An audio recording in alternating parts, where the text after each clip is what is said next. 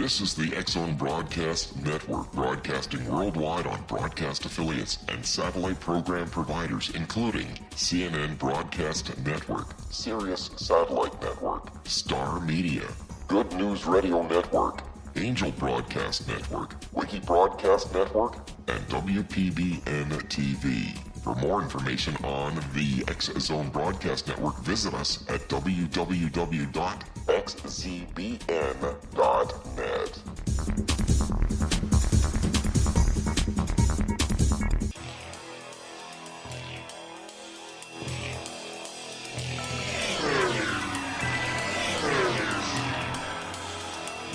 This is A Different Perspective with Kevin Randle. A retired U.S. Lieutenant Colonel, Kevin Randle has been studying UFOs for nearly 50 years. Kevin has investigated some of the most famous UFO cases in the world and has been consulted for dozens of documentaries about UFOs. Considered one of the leading experts into the Roswell UFO crash of 1947, Kevin has written more than 25 books about UFOs, including the recently published Roswell in the 21st Century. Now, here is the host of A Different Perspective, Kevin Randle.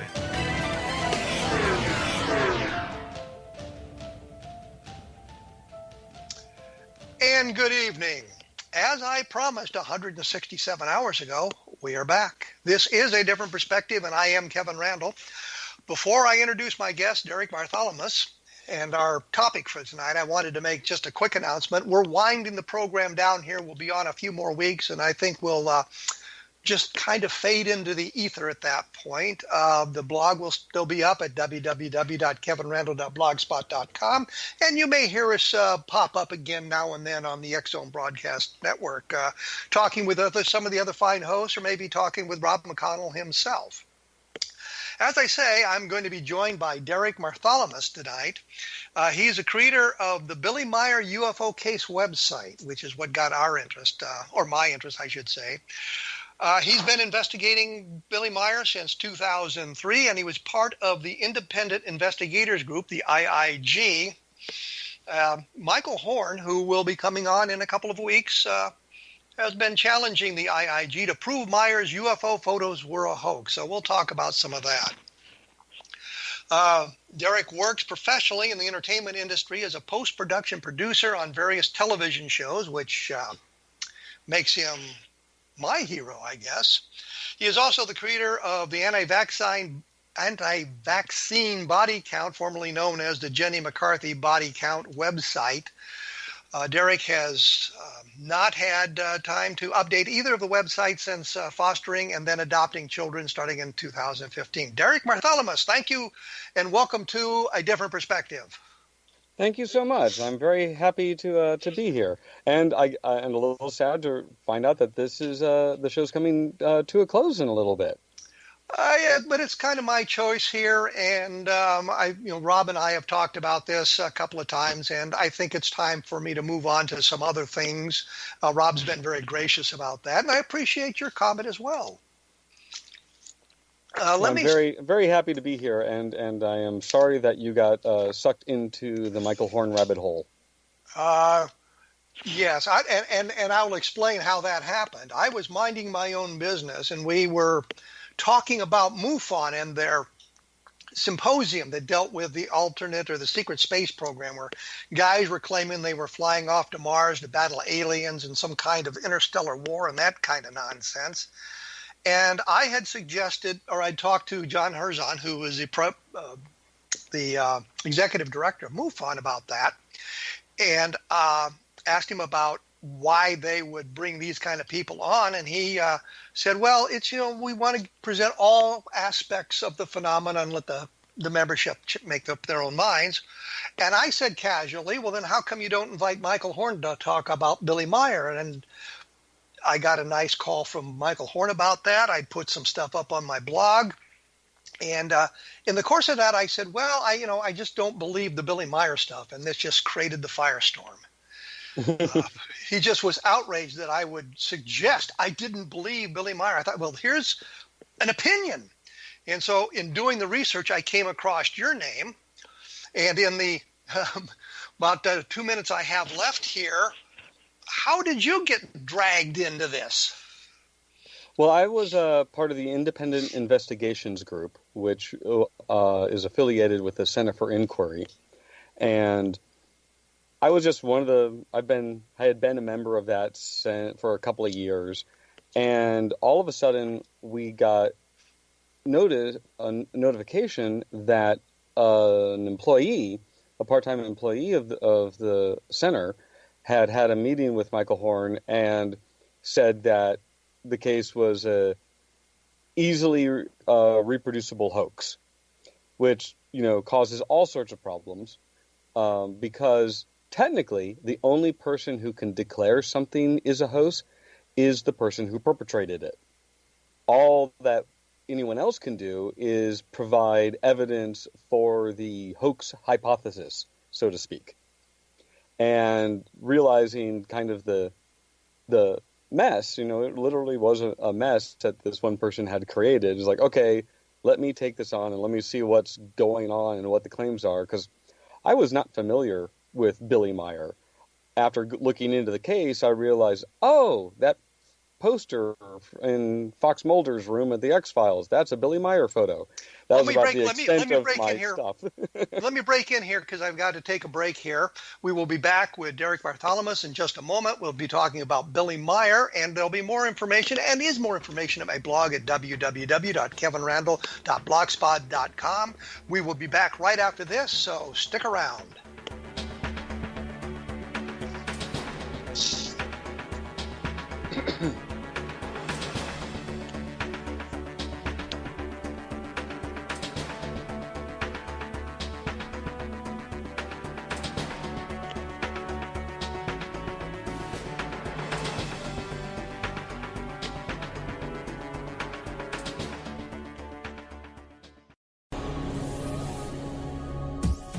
This is the X-Zone Broadcast Network, broadcasting worldwide on broadcast affiliates and satellite program providers, including CNN Broadcast Network, Sirius Satellite Network, Star Media, Good News Radio Network, Angel Broadcast Network, Wiki Broadcast Network, and WPBN TV. For more information on the X-Zone Broadcast Network, visit us at www.xzbn.net.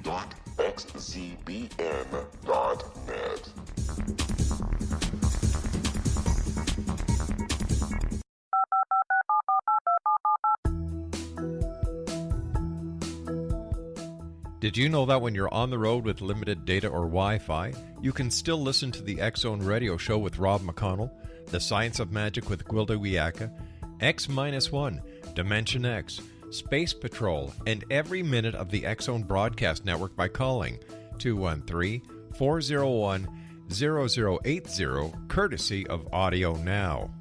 No smartphone, app, or internet needed. It saves your data plan, and it's free if you have unlimited minutes. Call 213-401-0080 to listen on any phone, anytime, anywhere. Remember 213-401-0080 for the best of the paranormal, parapsychology, and sci-fi radio programming anywhere, 24/7, 365.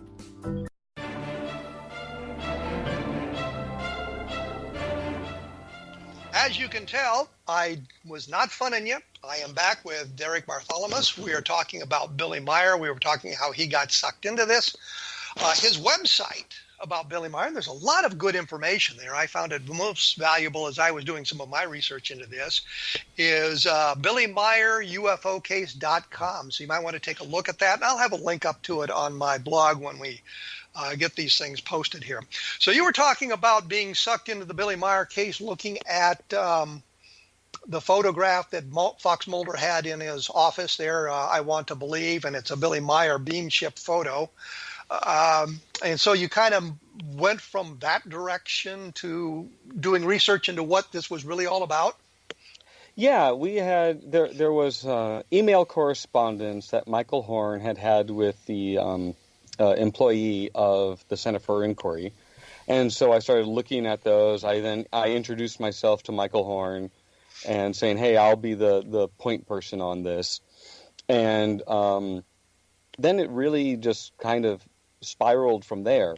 there would be these claims about these photos and movies and prophecies and all sorts of stuff in the audio. And the more I would look into it, the more I would realize, oh, there is a perfectly reasonable explanation for these certain types of evidence that are put forward.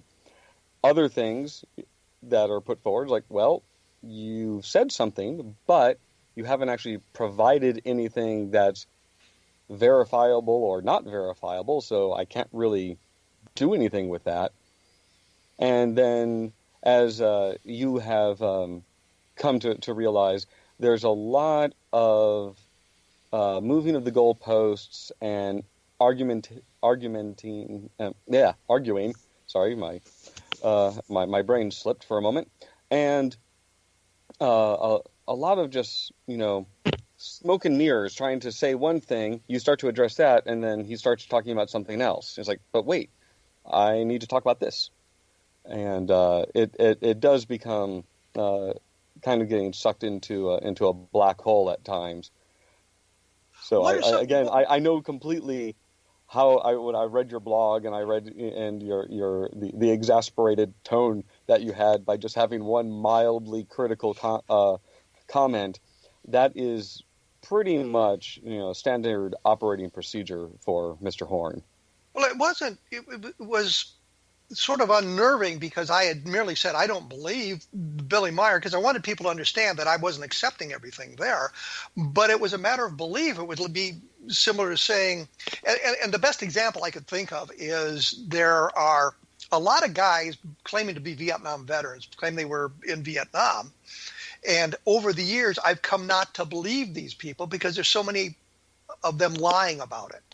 Right. And so if you say to me, I'm a Vietnam veteran, and I say, well, I don't believe you, and then you present me with your DD Form 214 and other documentation proving you served in Vietnam, I'm changing my mind.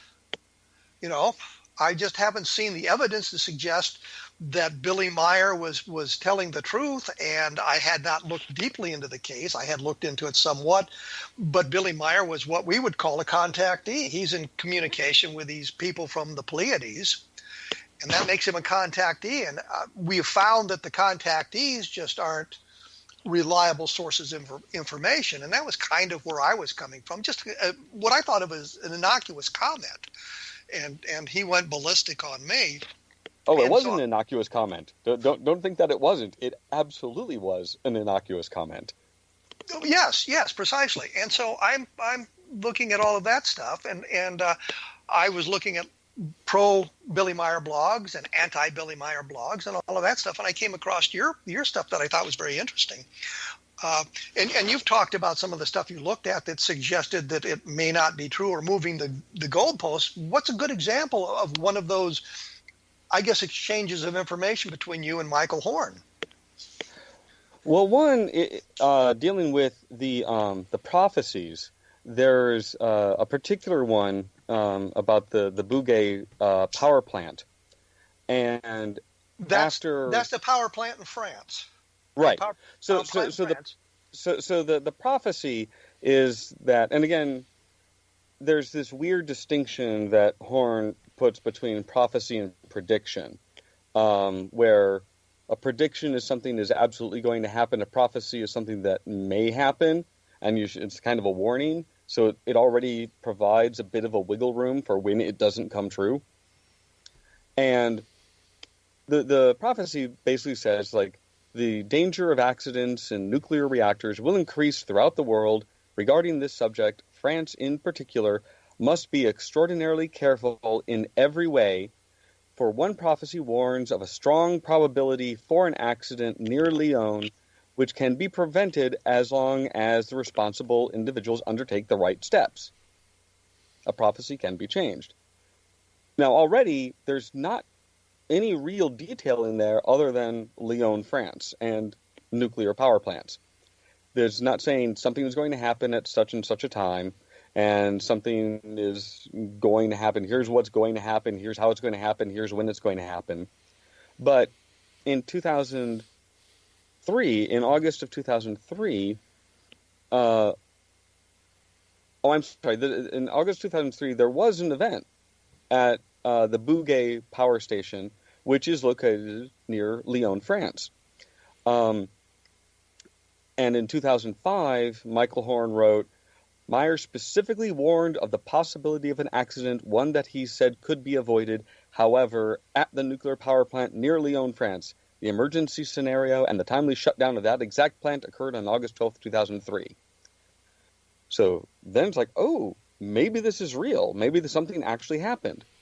But so what Horn was suggesting is Meier had prophesied some kind of event at a power plant near Lyon, France, and something happened near a power plant at Lyon, France, and Horn said, "Here we go. Here's evidence that he prophesied this. It has come true. It proves that he's doing a good job here with his prophecies." And what happened? There's just a little problem with Michael Horn's interpretation. There wasn't an accident at the power plant, and the plant was never shut down. What happened is that in August of 2003, Europe was suffering from one of the worst heat waves in recorded history. And but somewhere between 35,000 and 50,000 people died due to heat exposure throughout Europe. 15,000 people died in France. So what happens is that France gets most of its power from nuclear power stations, which are located near rivers, because they have the cool river water come in, cooling the plant. It then goes into a reservoir for it to, cool down after it's done its cooling inside the plant, and then it's released back into the river. But what happened is that since it was so warm, the river water was warmer to start with. And so it wasn't able to cool as much. So the French environmental regulations state that the maximum temperature that the water could be released back into the river is 24 degrees centigrade. What happened is that they requested through the French government to allow the power plants, 6 power plants, to discharge the water at 25 degrees centigrade, 1 degree more than regulations required. And they said, okay. And that's it. That's all that happened. So there was no shutdown?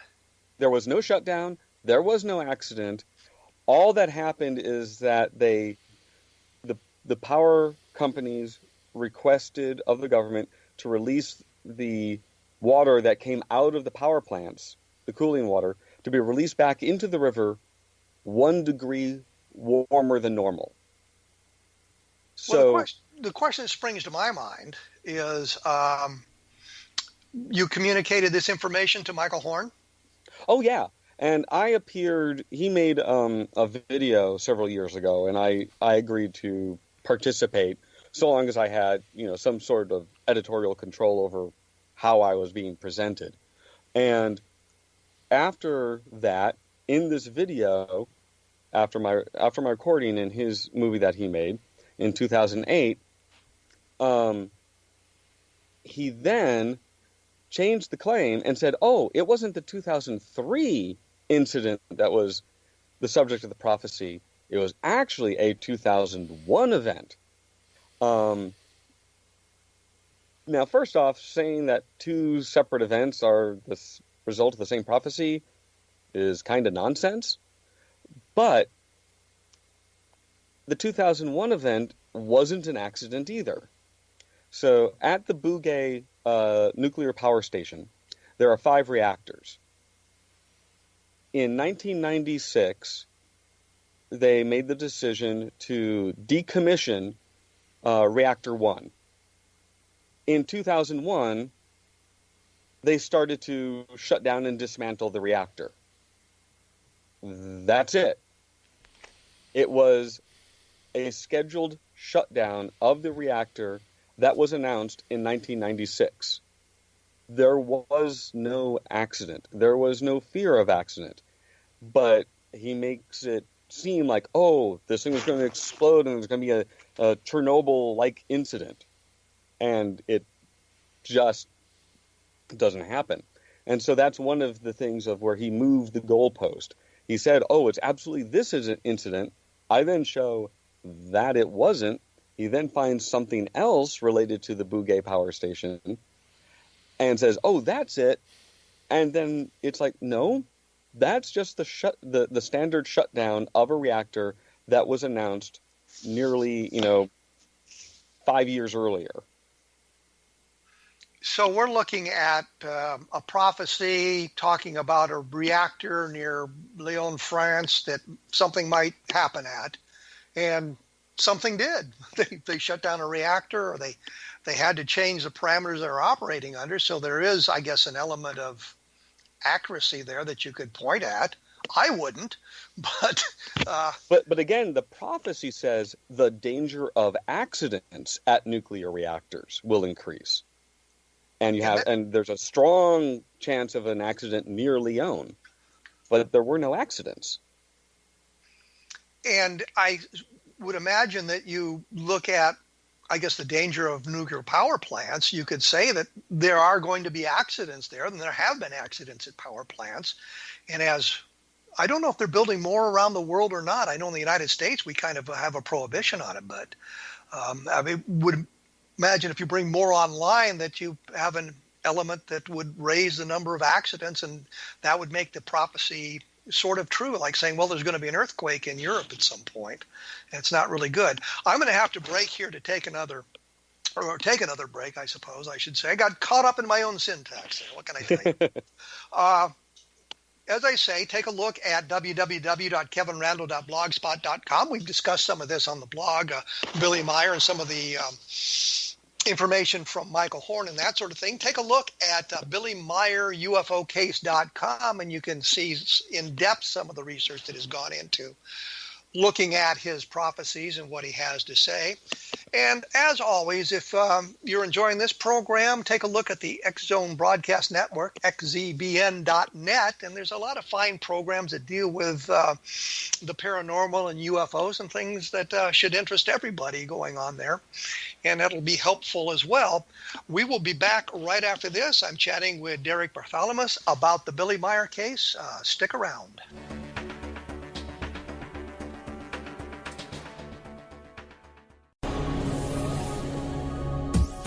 This is the X Zone Broadcast Network, broadcasting worldwide on broadcast affiliates and satellite program providers, including CNN Broadcast Network, Sirius Satellite Network, Star Media, Good News Radio Network, Angel Broadcast Network, Wiki Broadcast Network, and WPBN TV. For more information on the X Zone Broadcast Network, visit us at www.xzbn.net.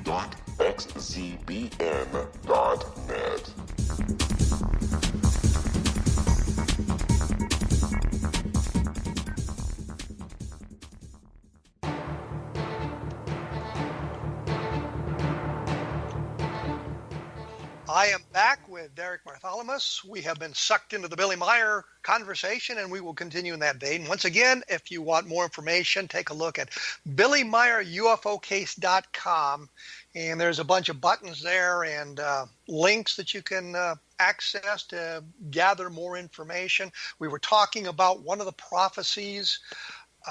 Did you take a look at any of the photographs? Have you done any research into the photographs that Meier has taken? Oh yes. There are some wonderful photos that have been taken, and there's been. I tend to use the word deconstruction a lot on my website, where I just break the claim apart and look at all of the bits and pieces. Well, let me ask you a question here, because I see that you're in the industry as a post-production producer. So I would assume that kind of expertise helps you to take a look at these photographs and determine to deconstruct them. Yes, to some degree. I'm much more knowledgeable in film and videotape than photographs, but most of the work that I've done in the case just requires looking things up and reaching out to people and asking questions. Because a lot of times Meier will say, so-and-so said this. You reach out and ask that person, did you say this? And they'll go, no, I've never said that. I've never said anything like that. So there's a lot of, outright, manipulating of quotes and sometimes outright lying that happens. One of my favorite, regarding the photos, one of my favorites is the picture of Askat and Nira, who are, Billy Meier is part of this belief towards the Nordic type of alien, the blonde hair, tall, human looking alien. I think we should explain here that the Pleiadians, these are the people that supposedly come from the Pleiades, which is I don't remember if it's an open star cluster or a closed star cluster, but it's a star cluster. You can see it in the sky. It's the seven sisters, seven bright stars right close to one another. He's claiming that he is in communication with these people from that area of our galaxy, I guess. And when you talk about these two women, you're talking about two Pleiadians who come down to visit with him. Exactly. And just one quick little note. It is now known that the Pleiades star cluster doesn't have any, it appears to not have any planets. It's too hot. There's too many stars. It's an active star forming area, and the idea that there's life that could be there has been refuted by scientific evidence for several years. Well, then he changed his claim, saying, "Oh, they're kind of extra-dimensional. They're kind of near there," and then he also said, then that's when they changed the name. They're not the Pleiadians; they're the Pleiadians. I just call them Pleiadians because that's simpler for me. But what I was going to say is that we have to assume that they are comfortable in our atmosphere and our conditions because they come down to Earth and they apparently do not require any kind of special space suits or oxygen equipment or air equipment or anything like that. They live in our environment very well. So if you're talking about an environment where the planets supposedly won't form or are extremely, extremely hot, we're talking about something that kind of eliminates them, which they now are embracing, I suppose. Right. And so Askat and Nira was this one photo of Askat was originally published in the book UFO Contact from the Pleiades Volume 2 in 1983. Written by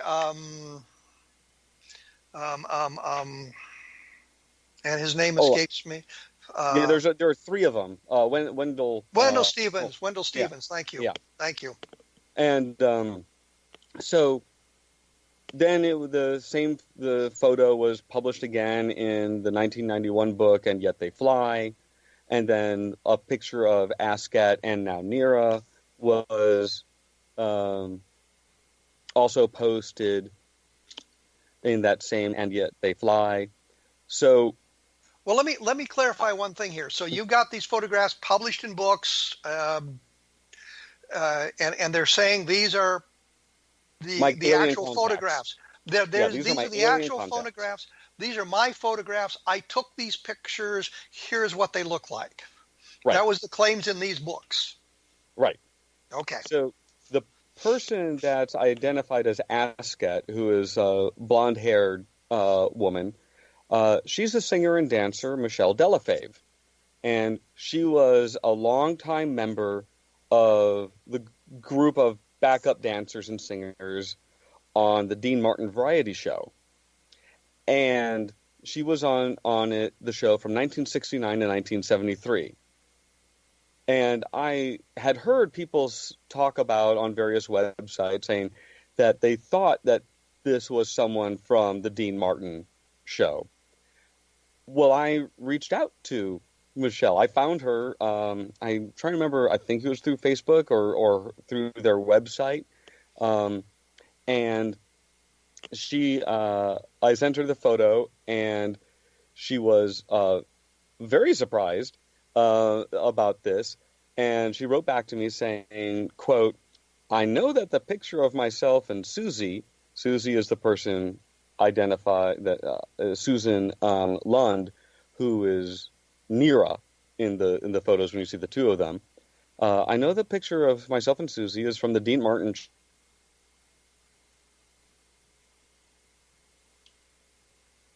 The Dean Martin show? Amazes me that he chose that picture. I guess it was when they did the reruns in Europe. I do not want anyone thinking I am causing any problems.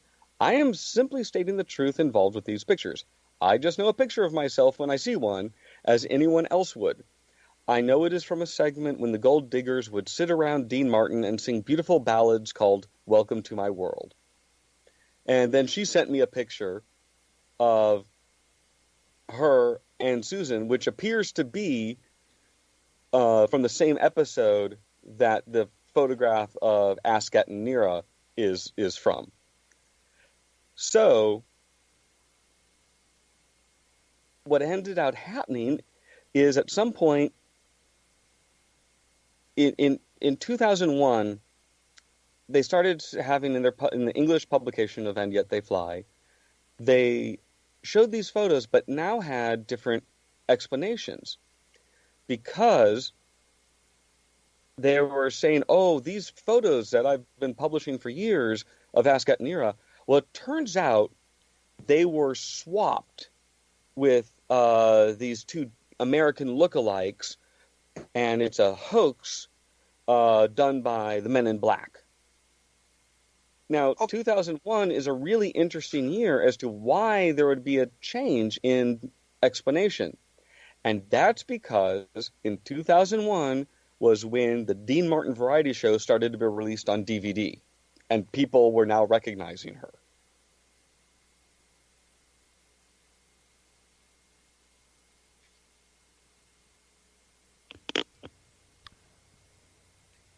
And then Lee Elders was another person who was involved in the writing of that book. And I asked him about it and wrote back, Billy supplied the material that was analyzed. I have letters from him stating that he was thrilled with the presentation. We gave him a couple hundred books at his request.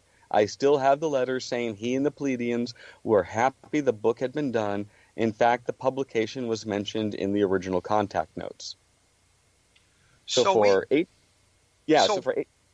What we have here is basically Meier saying, these are the pictures I've taken of these two women from outer space. You might call them illegal aliens if you wanted to. And taking credit for the pictures up through the release on the DVD of the Dean Martin program, and suddenly everybody knows who the women are who are in the photographs.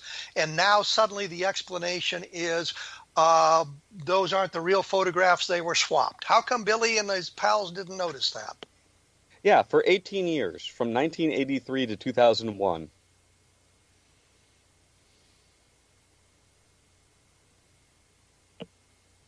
It boggles the mind at times.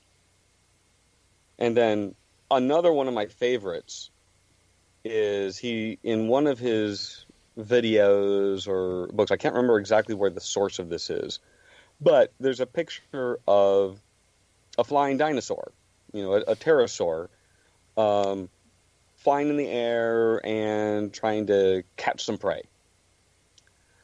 And it's one of the times when he said that the Pleiadians took him back in time to the time of the dinosaurs. And he took a bunch of photos.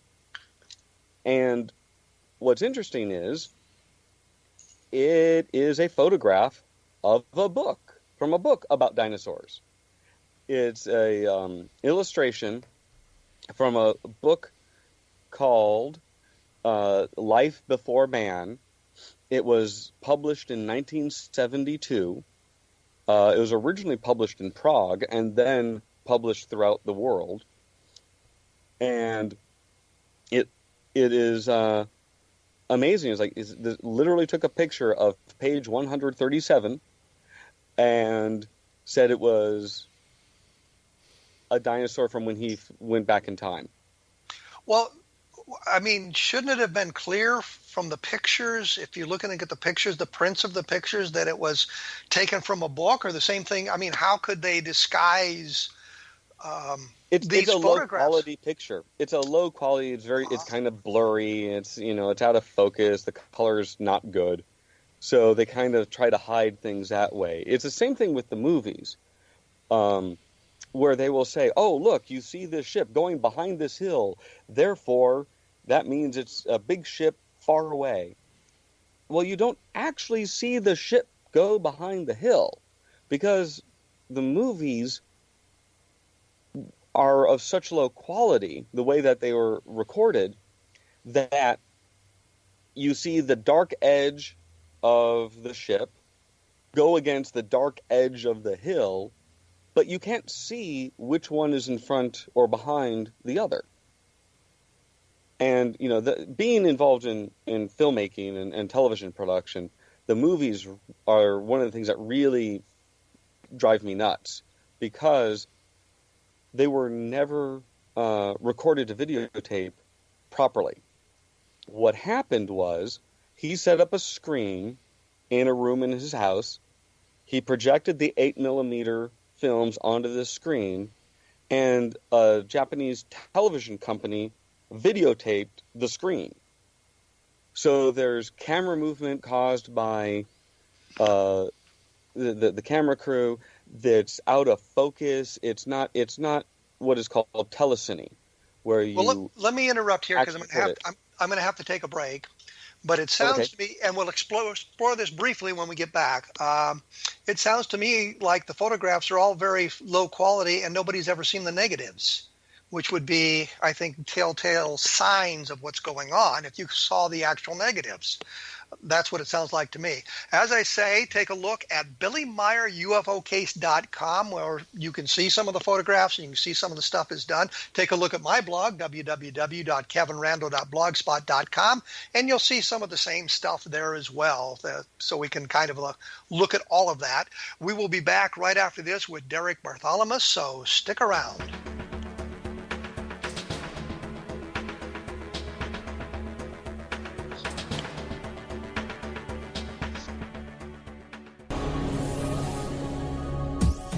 This is the X-Zone Broadcast Network, broadcasting worldwide on broadcast affiliates and satellite program providers, including CNN Broadcast Network, Sirius Satellite Network, Star Media, Good News Radio Network, Angel Broadcast Network, Wiki Broadcast Network, and WPBN TV. For more information on the X-Zone Broadcast Network, visit us at www.xzbn.net.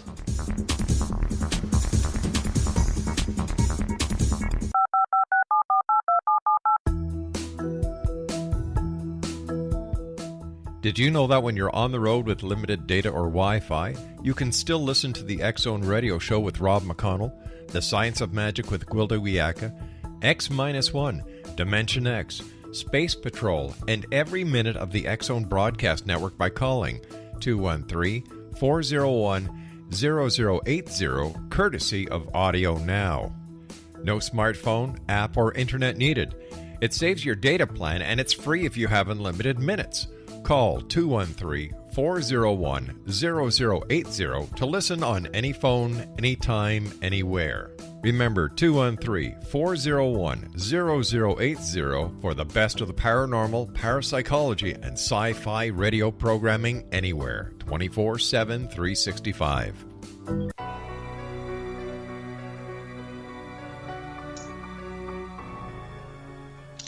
Believe it or not, we are back with Derek Bartholomaus, and I don't know why we always have to say we are back, but everybody always does it, so I just fall into that trap. The website is BillyMeierUFOcase.com, and when we went away, we were talking about the photographs, and I mentioned something that struck me, because I've seen some of these photographs, and I know they're now claiming 234 of them or something like that are faked, and they were faked by the Men in Black to make Billy Meier look bad. That sort of thing. It may be a higher number. I don't know exactly what the number is. When we went away, you were kind of talking about problems with the video footage and how it came about. And I wondered, has anybody seen the originals? Has anybody seen the negatives for these things, which I think would be the giveaway? They absolutely would be the giveaway. They would be the best things to test. And no, they do not exist. They say that they've been stolen or lost or destroyed. And I've had an open challenge to Michael Horn for, many, many years, almost since the beginning. Since I work in television and film production for a living, I have access to companies where I can transfer the 8mm films properly. I can have them cleaned. I can have them recorded. My original challenge is just to have them transferred at high definition. We could now transfer them at 4K, ultra high definition resolution, because since they were never, every time anyone's ever seen the videos of the beam ships, they are of this Japanese company videotaping a projection on a screen. So they're useless for examination purposes. Well, I know. And I would love to do it. And I've offered, I will pay out of my own pocket to have these things professionally transferred so that we can actually see. We might, if it is large and it goes behind a hill, we'll be able to see that. If it's not large and there's a wire running from it, we'll be able to see that. And I just would love to actually have those things. And I wouldn't personally ever hold on to them. I would make arrangements. Michael Horn could deliver them to the lab, and then Michael Horn can be there during the transfer of them, and then he could leave with a copy, and then I would have a copy. So we would have a proper, full resolution, digital file of what these films look like. One of the things that I was going to say, one of the things that I've noticed in some of the still photographs is they've put up on, I think, Michael Horn's website. And I'll give you the website address when he's on the program. Anyway, there was a letter from a photo analyst who said that he found no evidence of hoax in the photographs. But he also says, and I don't understand why they put this paragraph up on the website. He also says what he's looking at is a second generation print. He's not looking at the negative. He's looking at a print of a print.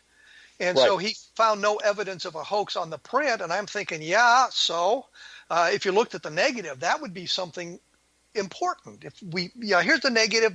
Do you see any evidence of a hoax on the negative? And I would suspect that if you're not allowing people to examine the negatives, that there may be something on there you don't want them to see. Yeah, and also if you had the camera negative rolls or strips, you could see photographs in sequence. And my guess is that they don't ever want those things to come out, because I bet the photograph before or the photograph after of the one that's been published might reveal something as to how the object is placed in the frame.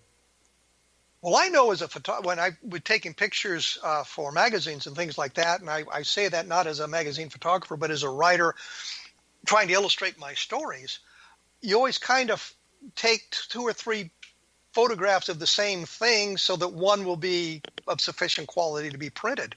So exactly. So things may be revealed on the other end of that would be of interest. But I found Wendell Stevens and others showing some of the photographs, and the one of them that you talked about was the dinosaur, saying, Billy Meier took this. Billy Meier took these photographs. Do you have any idea how many they now claim the Men in Black have stolen?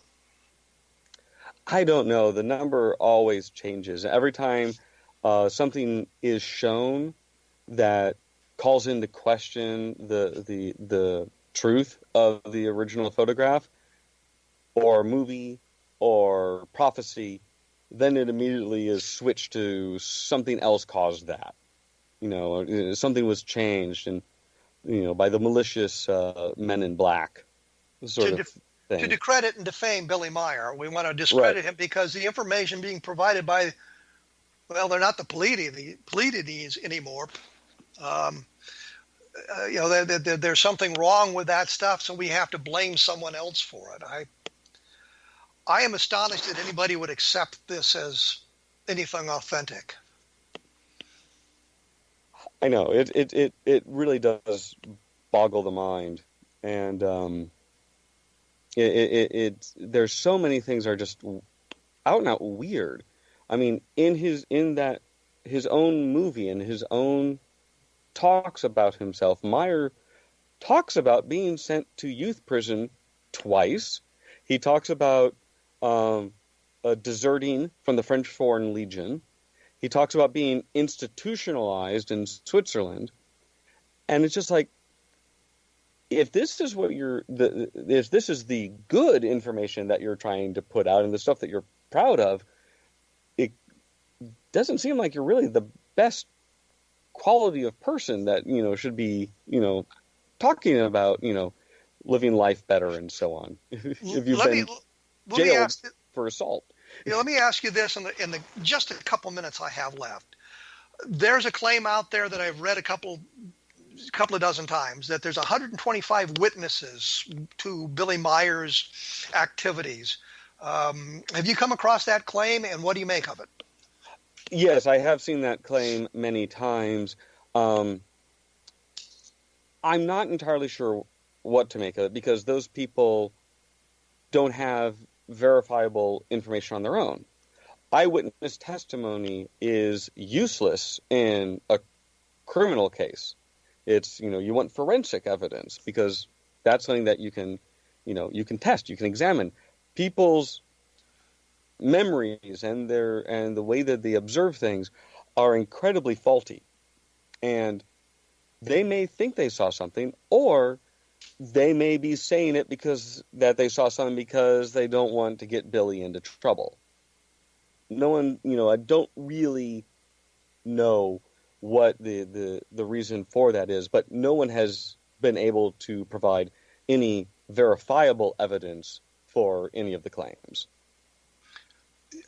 And that's kind of the point. Supposedly there's all kinds of evidence available, the photographs, the metal, and that sort of thing, that if they were reliably examined, we would have some legitimate answers.